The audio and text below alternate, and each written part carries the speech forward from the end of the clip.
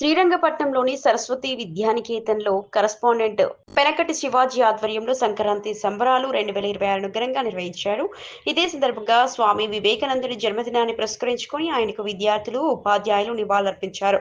కార్యక్రమం సంప్రదాయ వాతావరణంలో ఉత్సాహంగా కొనసాగింది. సంక్రాంతి పండుగ ప్రత్యేకతను చాటుతూ హరిదాసులు, బుడబుక్కలు ప్రదర్శనలు నిర్వహించారు. తాటి పంటలను గుర్తు చేస్తూ రైతు, తెలుగమ్మాయిల వేషాధరణ ప్రత్యేక ఆకర్షణగా నిలిచింది. చిన్నారులకు భోగిపళ్ళు వేయడం, గాలిపటాలు ఎగురవేయడం, బొమ్మల కొలువు ఏర్పాటు చేయడం, పొంగలి వండడం వంటి కార్యక్రమాలు విద్యార్థులను ఎంతో అలరించాయి. ముగ్గుల పోటీలు, రంగవల్లికల ప్రదర్శనలు ప్రత్యేక ఆకర్షణగా నిలిచాయి.